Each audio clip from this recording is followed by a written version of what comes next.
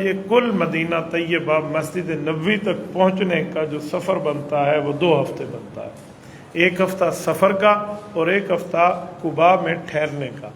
یہ رسالت مآب علیہ الصلوۃ والسلام کے 15 دن بنتے ہیں۔ تو مدینہ طیبہ میں جب اللہ کے رسول صلی اللہ علیہ وسلم تشریف لائے تو جس کے گھر میں سب سے پہلے حضور پاک علیہ الصلوۃ والسلام رکے ہیں اس صحابی کا نام ہے حضرت کلثوم بن ہدم رضی اللہ تعالیٰ عنہ۔ کلثوم بن ہدم، یہ کلثوم مرد کا نام ہے، عورت کا نام نہیں ہے۔ ہمارے ہاں الٹا ہے، عورت کو کلثوم کہتے ہیں۔ عورت کا نام تو کلثوم ہے ہی نہیں اسلام میں، عورت کا نام کلثوم ہے۔ کلثوم بن ہدم یہ صحابی کا نام ہے اور یہ مرد ہے، صحابیہ نہیں ہے۔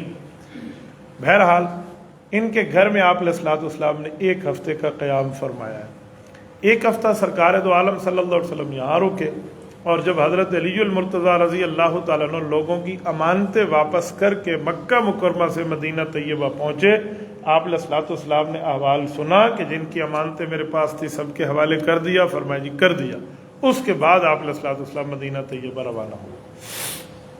یہ جو قباء ہے اس کو باب المدینہ بھی کہتے ہیں۔ اس وقت تو مدینہ طیبہ بہت بڑا ایک صوبہ بن چکا ہے۔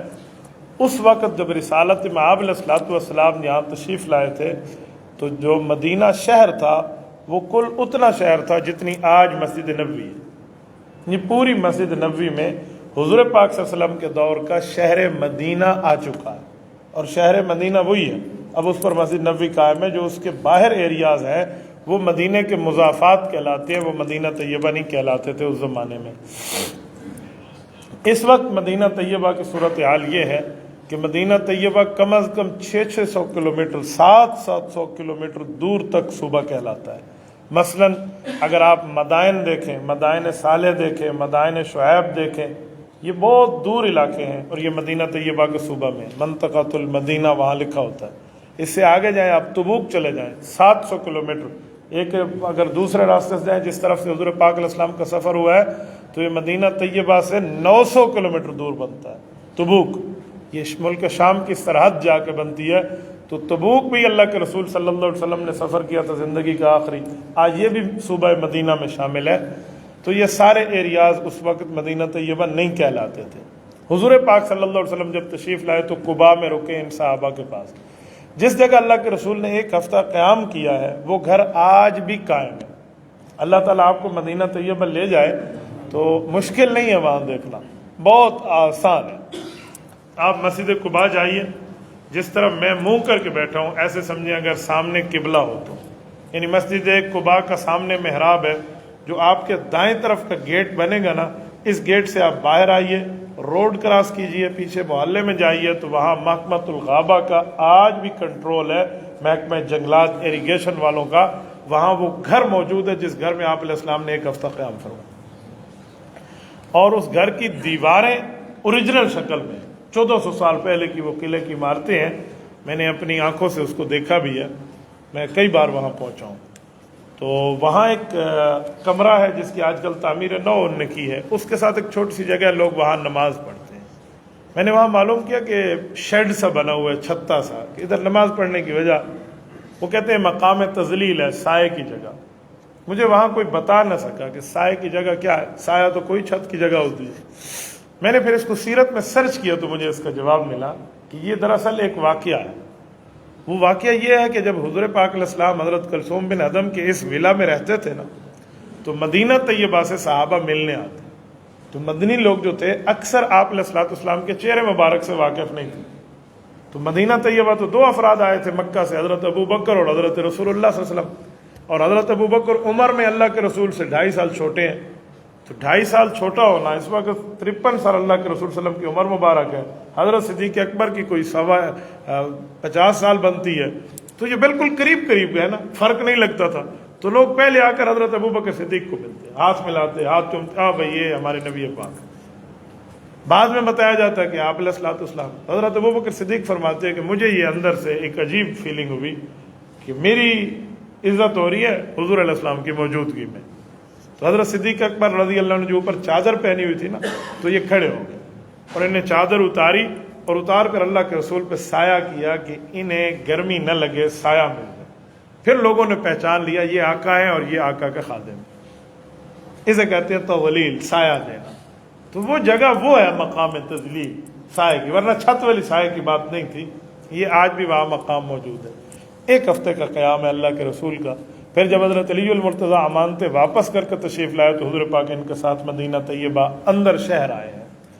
جب شہر آئے ہیں حضور اقدس صلی اللہ علیہ وآلہ وسلم کا، تو وہاں جہاں مسجد نبوی قائم ہے نا، یہ 2 یتیم بچوں کی جگہ تھی، اور ان کے جو چاچو تھے نا وہ ان کے نگران تھے. آپ علیہ السلام نے پوچھا کن کی ہے؟ جی سہل اور سہیل 2 یتیم بچے ہیں، ان کے والد فوت ہو گئے ہیں، یہ ان کی ہے. تو فرمایا جگہ ہم خریدنا چاہتے. کہ خریدنا نہیں، آپ لے لیں. کہ یتیم کے مال کو میں نے کھانا نہیں ہے، ہم اس کے پیسے ادا کریں گے. پوری مسجد نبوی کا جو ریٹ اور پیسہ لگا نا، جو قیمت لگی اس زمین کی، تو وہ سارے کے سارا پیسہ حضرت صدیق اکبر رضی اللہ عنہ نے ادا فرمایا تھا. یعنی حضرت صدیق اکبر کے مال کو حضور نے اپنا مال سمجھا تو فرمایا نا کہ ہم ادا کریں گے. تو حضرت ابوبکر صدیق رضی اللہ تعالیٰ عنہ نے ان کا پیسہ عطا فرمایا. یہ مسجد نبوی بن گئی. مسجد نبوی کی تعمیر چل رہی تھی کہ اس دوران جب کھدائی ہوئی تو وہاں سے مشرکین کی ہڈیاں نکلیں، جو مشرکین کے زمانے میں مر گئے تو یہاں دفن. تو آپ علیہ السلام نے فرمایا مشرکین تو نجس ہے، لہٰذا ان کی ہڈیاں بھی یہاں سے نکال دو، اس جگہ کو صاف اور پاک کر دیں. بالکل ان کی ہڈیوں کو نکال کر صحیح بخاری میں نوبشت نکال کر ایک دوسری طرف پھینک دیا گیا. تو اس جگہ کو مشرکین سے پاک کیا گیا. کچھ لوگوں کے دل میں میل ہوتا ہے اسلام کے بارے میں، تو وہ ایک سوال کرتے ہیں اس جگہ کہ آپ کہتے ہو حضور پاک علیہ الصلوۃ والسلام کی مسجد، یہ مسجد نبوی ریاض الجنہ، جنت کا حصہ ہے، جنت میں تو مشرک نہیں جا سکتا، یہاں مشرک کی ہڈیاں تھیں، تو یہ جگہ جنت کیسے؟ تو اس کا بہت آسان جواب ہے کہ شیطان بننے سے پہلے کہاں تھا؟ کہتے ہیں جنت میں تھا، اوپر ہی تھا. جب اس نے شیطانی کی، سجدے سے انکار کیا تو کیا ہوا؟ کہا جی جنت سے نکل گیا. تو ہم نے کہا مشرک تو جنت نہیں جا سکتا، یہ ادھر کیسے تھا؟ کہتے ہیں پہلے تھا پھر نکال دیا گیا. میں نے کہا ادھر بھی پہلے تھی پھر حضور نے ہڈیاں نکال دی تھی، اس لیے یہ بھی جنت رہی اور وہ بھی جنت رہی، اس پر کوئی اشکال نہیں ہوتا. دوسری بات، حضور علیہ الصلوۃ والسلام نے یہاں تعمیر کرائی ہے، یہ مسجد نبوی ہے. اس کے قریب اللہ کے رسول صلی اللہ علیہ وسلم کے گھر مبارک ہے. جس جگہ حضور پاک رکے تھے، جس کو آپ اور ہم حضرت ابو ایوب انصاری رضی اللہ عنہ کا مکان کہتے ہیں. اتفاق ہماری مسجد بھی اسی صحابی سے منسوب ہے، حضرت ابو ایوب انصاری رضی اللہ عنہ. یہ ان کا مکان ہے، حضرت ابو ایوب انصاری کا. پتہ ہے وہ مکان کہاں ہے؟ آپ اس کو بھی بڑی آسانی سے پہچان سکتے ہیں.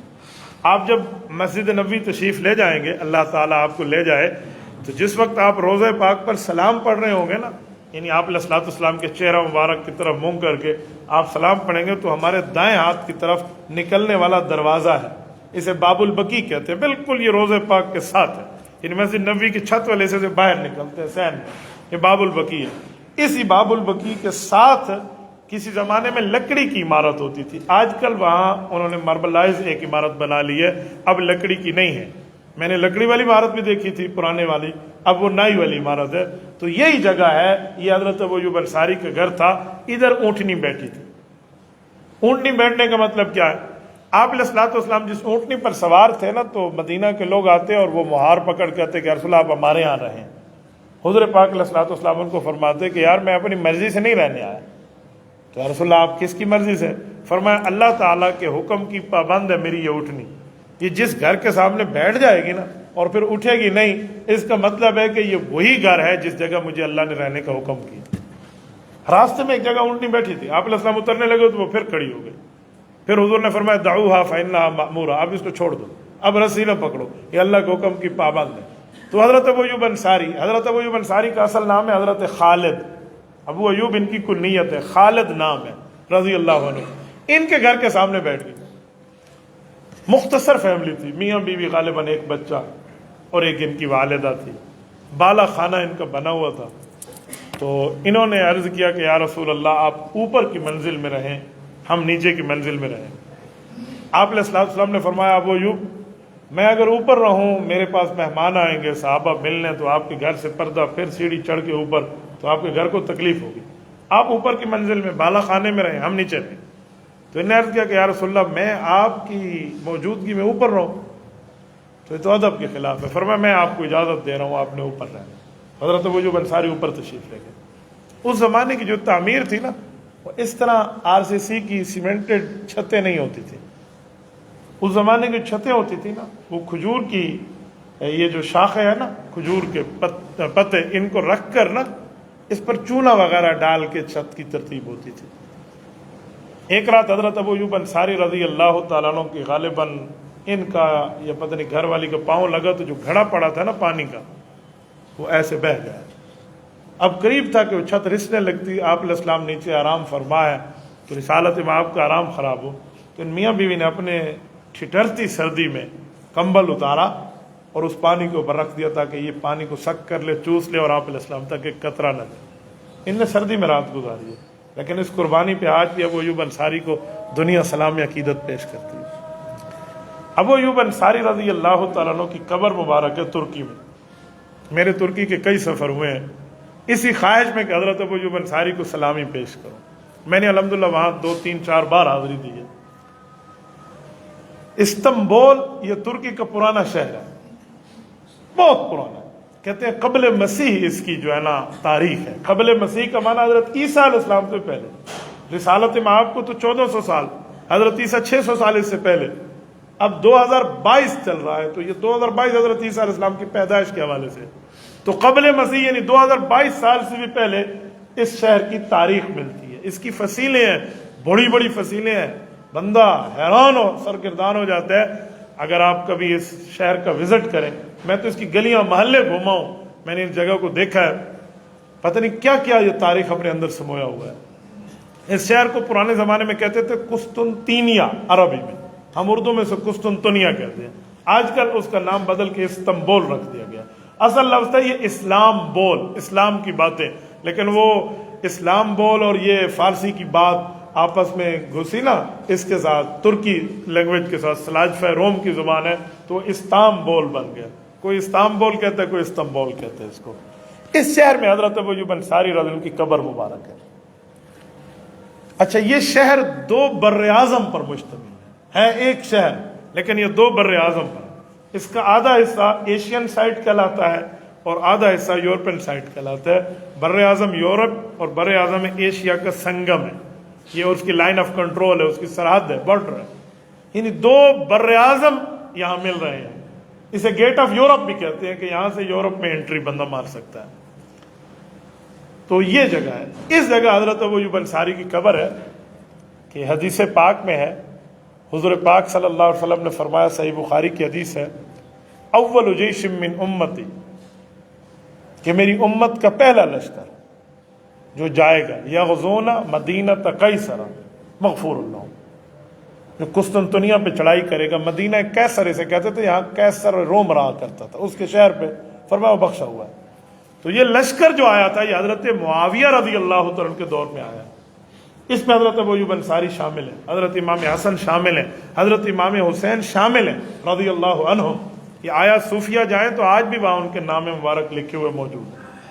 حضرت ابو ایوب انصاری نے فرمایا تھا کہ میرا اگر انتقال بھی ہو جائے نا بیمار سے، کہ مجھے ان کافروں کے علاقوں میں جا کر دفن کر کے آنا، کیونکہ میں جب تک ہوں تو اللہ کے دین کے پہنچانے کے لیے جتنا سفر کر سکتا ہوں کر لوں۔ بعض روایات میں ہے کہ جس کو اللہ کے راستے میں موت آ جائے نا، جس جگہ اس کی قبر ہے اس جگہ سے لے کر اس کے گھر تک کا جتنا فاصلہ ہوگا نا، اللہ اتنے بڑے بے جوڑ موتی کا محل اسے جنت میں دے گا۔ یعنی ابو ایوب انصاری کا محل 2 بر اعظم پر مشتمل ہو، آپ اندازہ لگیں ان کی قربانی۔ غالباً کہتے ہیں 90 سال کے لگ بھگ ان کی عمر تھی اس وقت، تو ان کی تدفین یہاں ہوئی ہے۔ اس جنازے میں امام حسن اور امام حسین رضی اللہ عنہما کی شرکت کی ہے۔ میں نے ایک بات وہاں سوچی کہ یہ کس ایریا میں ہے، یورپین سائڈ میں ہے یا ایشین سائڈ میں؟ تو ان کی قبر یورپ سائڈ میں، مرجع الخلائق ہے، وہاں بہت بڑی چیز۔ وہاں آج بھی ایک درخت موجود ہے، وہ درخت کہتے ہیں وہ اسی وقت سے ہے جب حضرت ابو ایوب انصاری رضی اللہ تعالیٰ عنہ کا یہاں تدفین ہوئی تھی، وہ درخت بھی وہاں موجود ہے۔ میری بات کا مطلب یہ حضور پاک علیہ السلام کے میزبان ہے مدینہ طیبہ کے۔ یہاں میں ایک واقعہ آپ کی خدمت میں عرض کروں، یہ جو ہم کہتے ہیں نا میزبان رسول ہے، اتنی بات ظاہری طور پہ ٹھیک ہے کہ یہ حضور کے میزبان ہیں، انہوں نے اپنا گھر پیش کیا تھا، لیکن اگر ڈیپلی تھوڑی گہرائی کی نظر ہم دیکھیں نا تو یہ میزبان نہیں ہے، یہ مہمان ہے۔ سوال اٹھے گا مہمان تو اللہ کے رسول ہیں، وہ آئے ہیں، یہ مہمان کیسے ہیں؟ میں آپ کی خدمت میں واقعہ عرض کرتا ہوں۔ امام سہیلی رحمہ اللہ روض العنف میں لکھتے ہیں، یہ عربی کی کتاب ہے، اور مولانا ادریس کاندلوی رحمہ اللہ سیرت المصطفیٰ میں لکھتے ہیں، یہ اردو کی کتاب ہے، آپ سیرت المصطفیٰ خرید لیں، اس سے آپ اس واقعے کو پڑھیں، آپ کا ایمان تازہ ہو جائے گا۔ مولانا ادریس کاندلوی رحمہ اللہ نے 3 جلدوں پہ سیرت النبی کی کتاب لکھی ہے، سیرت المصطفیٰ۔ وہ فرماتے ہیں کہ حضور پاک علیہ الصلوۃ والسلام کی دنیا میں آمد سے پہلے ایک بادشاہ کا گزر ہوا جو شاہ طبہ حمیری تھا، یمن کا بادشاہ تھا، قبیلہ حمیری کا رہنے والا تھا۔ وہ یہاں سے گزرا تو اس کے ساتھ اس کے ارکان پارلیمنٹ تھے، وزیر مذہبی امور بھی ہے، مولوی بھی ہیں، عوام بھی ہے، باقی وزراء بھی ہیں جو اس زمانے کے ان کی کتابوں کے عالم تھے۔ تو کہتے ہیں سارے اس جگہ پڑاؤ کے لیے رکے، جو بادشاہ رکا تو علماء جو تھے نا تورات انجیل زبور والے، انہوں نے اس جگہ کو دیکھا نا، مدینہ طیبہ کو اس زمانے میں سے یثرب کہتے تھے۔ سورت نمبر 33 سورت احزاب میں بھی یہ لفظ ہے، یا اہل یثرب لا مقام لکم فرجعوا، تو یثرب کہتے تھے اسے۔ تو وہ رکے تو انہوں نے اس جگہ کا وزٹ کیا نا، تو وہ تورات انجیل پڑھے ہوئے ایک دوسرے کہنے لگے کہ یہ ہم یہاں سے نہیں جاتے، یہ تو آخری نبی کی آمد کی جگہ ہے، اس کے استقبال کے لیے رہ جاؤ، پتہ نہیں پھر آنا نصیب ہو یا نہ ہو۔ تو صبح بادشاہ نے لشکر کے کوچ کا حکم کیا اور انہوں نے کہا ہم نے یہاں رہائش لینی ہے۔ بادشاہ نے کہا ناراض ہو کہ جی میں ناراض نہیں ہے، آپ کا احسان ہوگا میں یہاں رہنے دیں۔ تو جب علماء کی تعداد شمار کی تو وہ 400 علماء بنے، تو بادشاہ نے ان کے لیے 401 گھر بنوائے، 400 ان کے لیے اور ایک گھر اس لیے بنوایا کہ جس نبی کے انتظار میں تم رہنا چاہتے ہو یہ اس کو تحفہ دینا۔ اور پھر بادشاہ نے وہاں سے کوچ کیا، آپ علیہ السلام کے لیے کچھ پیغام لکھا، وہ آپ علیہ السلام پر ایمان کی باتیں لکھی، اور اس کے اشعار کچھ اس نے لکھ کر اس زمانے کی تحریر لکھوائی تھی کہ میرا جی چاہتا ہے کہ میری عمر آپ تک لمبی ہو جائے تو پھر میں آپ کی خدمت میں رہوں گا۔ اس طرح مختلف محبت کا اظہار ہے، اس پر ایک تفصیل ہے۔ تو یہ لوگ یہاں رہ گئے تھے، کہا تمہاری نسل در نسل آئے نا تو یہ وصیت کر کے مکانات دیتے جانا۔ جب آپ علیہ السلام مدینہ طیبہ تشریف لائے ہیں تو ان کی پتہ نہیں 4تھی یا 5ویں نسل علماء کی چل رہی تھی، جسے بنو اوس اور بنو خزرج کہتے ہیں۔ یہ جو صحابہ کرام کے انصاری لوگ ہیں نا مدینہ والے، انصاری 2 قسم کے لوگ ہیں، بنو اوس کے یا بنو خزرج کے، یہ انہی علماء کی اولاد تھے جو آپ علیہ السلام کے استقبال میں یہاں رکے۔ اور یہ جو گھر تھا بالا خانہ، یہ تھا حضرت ابو ایوب انصاری کا، لیکن بنا اللہ کے رسول کے لیے تھا۔ تو میں نے اسی بنیاد پہ کہا کہ ابو ایوب انصاری میزبان رسول ضرور ہیں، لیکن گہرائی کی نظر سے دیکھیں تو یہ گھر وہ ہے جو اللہ کے رسول کے لیے تعمیر ہوا تھا، تو یہ میزبان نہیں ہے، مہمان رسول ہے۔ یعنی آپ علیہ السلام اپنے گھر میں تشریف لائے ہیں، یہ مدینہ طیبہ ہے، اس جگہ اللہ کے رسول کی ہجرت ہے، اور یہی ہجرت ربیع الاول میں ہے۔ میں نے پوری ہجرت پہ تو بات نہیں کی، صرف ایک گوشے پر آپ کی خدمت میں چند جھلکیں پیش کی ہیں۔ میں آخر میں آپ سے ایک بات کر کے بات کا خلاصہ اور ختم کرنے لگا ہوں۔ ایک ذہن میں بات رکھیں، وہ یہ ہے کہ آپ میں جتنے حضرات نوجوان بیٹھے ہیں نا، کوشش کرو کہ اپنے نبی کی سیرت پڑھو، اس لیے نہیں کہ ہمیں واقعات پتہ چلیں، ہمارا نالج بڑھ جائے، واہ واہ ہمارے معلومات بہت زیادہ ہیں، اس لیے نہیں، سیرت اس لیے پڑھو کہ یہ میرے نبی کی زندگی ہے اور ہمیں اس پر عمل کرنا چاہیے، ہمیں اس سے سبق لینا چاہیے۔ آپ سیرت المصطفیٰ خرید لینا، 3 جلدوں کی کتاب ہے، چھوٹی سی ہے، کوئی اتنی بڑی بھی نہیں ہے، کل ملا کر صفحات 900 بنیں گے، 750 800 بنیں گے، کل ملا کر 3 جلدوں کے، اردو کی آسان ترین کتاب اور مستند ہے۔ بعض سیرتیں ایسی ہوتی ہیں جس میں اوٹ پٹانگ کی باتیں ہوتی ہیں، کچھ سیرت النبی کی کتابیں ایسی ہیں جس میں معجزات کا انکار ہے، جیسے علامہ شبلی نعمانی کی اللہ مغفرت فرمائے، انہوں نے سیرت تو لکھی ہے لیکن ان میں معجزات کے مسئلے پہ انہوں نے کچھ اوپر نیچے بات کی ہے، علماء ان کو پڑھنے کی ترغیب نہیں دیتے۔ اسی لیے حضرت تھانوی رحمۃ اللہ علیہ نے سیرت المصطفیٰ علیحدہ لکھوائی تھی مولانا ادریس کاندلوی رحمہ اللہ سے۔ تو آپ سیرت المصطفیٰ 3 جلد لے لیں، خود بھی پڑھیں، گھر میں بھی پڑھائیں، فیملی بھی پڑھے، بچے بھی پڑھیں۔ تو جب ہم سیرت کو پڑھیں گے تو ہمارے اندر ایک تبدیلی آئے گی، ہمیں ہمارا ضمیر جو اندر کا ایمان ہے نا وہ کہے گا یار تو اپنے نبی کی تعلیمات کو پڑھ۔ تو یہ ایک وجہ، جب سے یہ موبائل آیا ہے نا، موبائل نے بیڑا غرق کر دیا مطالعے کا۔ تو میں کہتا ہوں اچھا موبائل بھی رہے اور مطالعہ بھی رہے، اسی میں PDF ڈاؤن لوڈ کر لو، اسی میں ڈاؤن لوڈ کر لو۔ مزہ PDF پڑھنے کا نہیں ہے، یہ آپ کو پتا ہے، 10 15 20 50 صفحوں کے بعد بندہ تھک جاتا ہے۔ یہاں موبائل میں وہ چس کونی کتاب پڑھن دی، جو آپ سامنے کتاب رکھ کے پڑھتے ہیں نا اس کا مزہ اور ہے۔ لیکن اگر آپ نے PDF ہی پڑھنے ہے تو یہاں PDF ڈاؤن لوڈ کریں، سیرت المصطفیٰ مولانا ادریس کاندلوی آپ لکھیں اور آپ PDF ڈاؤن لوڈ کر لیں گوگل سے، تو آپ اس کو پڑھ سکتے ہیں۔ میری بات کا مطلب کہ آج سیرت النبی پر غالباً میں ربیع الاول میں تیسرا جمعہ آپ کی خدمت میں عرض کر رہا ہوں. یہ نہ ہو کہ ہم نے صرف سننا ہے جی واہ واہ. ہم میں ہر بندہ اگر سیرت کا خود مطالعہ کرے تو یقین مانے ایمان بھی تازہ ہوگا اور ہمارے لیے قابل عمل بھی ہوگا اور قابل فخر بھی ہوگا. اور ہمیں کل قیامت میں حضور پاک کی سفارش ملنی ہے، کیونکہ حضور پاک علیہ السلام نے فرمایا کہ میری امت کے گناہ گاروں کو میں سفارش کروں گا. آپ کو پتہ ہے سفارش کا مطلب کیا ہے؟ سفارش کا مطلب ہے اللہ اسے جہنم میں نہ جلا جنت بھیج دے. اور سفارش کا دوسرا مطلب ہے حق نہیں بنتا اس کا جنت جانے کا، حق نہیں بنتا کہ حضور پاک کے منہ کی وجہ سے جنت ملے گی. سفارش کہتے ہیں اسے، ہے نا. حق بنتا ہے تو کیا سفارش ہوتی ہے؟ پھر تو بندہ اپنی ترتیب پہ جا رہا ہے. حق نہیں بنتا پھر بھی جنت کا مستحق بنائیں گے. یہ حضور اکرم صلی اللہ علیہ وسلم، اس نبی کی تفصیلی معلومات ہونی چاہیے ہر مسلمان کے پاس. اس کے بعد پھر سیرت صحابہ ہے، اس کے بعد سیرت اہل بیت ہے، اس کے بعد سیرت امہات المؤمنین ہے، حضور پاک علیہ الصلوۃ والسلام کی بیٹیوں کی سیرت ہے. وہ اس کے بعد کی بات ہے. لیکن یقین مانیے ہم لوگ دین سے دور ہیں. مینا کے خیمے میں میرے والد محترم رحمہ اللہ فرما رہے تھے، اللہ ان کی قبر پہ کروڑوں اربوں رحمت نازل فرمائے، کہ خاوند بیوی میرے پاس آئے حج میں، احرام باندھا ہوا ہے، اور مجھے آ کر کہا مولوی صاحب یہ بتائیں یہ نبی اور رسول آپس میں چچا زاد ہوتے ہیں، کزن ہوتے ہیں؟ یعنی جسے اتنا بھی نہیں پتا کہ نبی اور رسول میں آپس میں کیا فرق ہے، ہم کس نام سے مسلمان ہیں؟ اور ماشاءاللہ اللہ پاک نے قبول کیا، آئے ہوئے حج پہ. میں آپ کو واقعات سناؤں آپ حیران ہوں گے. میں ممبر پہ بیٹھا ہوں، میں جھوٹ بولوں اللہ مدد کھینچ لے گا. میرے ایک دوست ہے وہ حج اور عمرے کی ٹریننگ دیتے. اب میں ڈی اے خان میں نام نہیں لیتا، خواہ مخواہ سے مولوی کو دل میں کچھ حوصلہ رکھنا چاہیے، میں کیا کسی کی پردہ دری کروں. ایک صاحب تھے، بزرگ تھے، وہ عمرے پہ جا رہے تھے، یہاں سٹی سے نہیں ہے، ایک دیہات سے. وہ آئے تو ان کے پاس بھی مجھے آپ عمرے کی تیاری کریں، وہ اس گروپ میں جا رہے تھے. تو انہوں نے ماشاءاللہ اسے تیاری کرائی، پورا مکہ مکرمہ سمجھایا، مینا سمجھایا، مزدلفہ سمجھایا، عرفات سمجھایا کہ ادھر کی صرف زیارتیں ہیں، یہ عمرے میں شامل نہیں ہیں، یہ حج کی ہوتی ہیں. لیکن آپ نے عمرے میں طواف کرنا ہے، سعی کرنی ہے، مقام ابراہیم کے نوافل ہیں، حجر اسود ہے اور آب زمزم ہے، پوری ترتیب سمجھا. اور پھر مدینہ طیبہ کی 4 زیارتیں مسنون ہیں، مسجد نبوی یعنی روضہ پاک کی زیارت، ریاض الجنہ، جنت البقیع، اور ساری مسجد نبوی، جنت البقیع، حضرت حمزہ کی قبر اور مسجد قباء، یہ 4. یعنی اس طرح سمجھا. ساری باتوں کے بعد وہ بزرگ پتہ کیا کہتے ہیں؟ آپ حیران ہوں گے. یہ ہنسنے کی بات نہیں ہے جو میں کرنے لگا، یہ رونے کا مقام.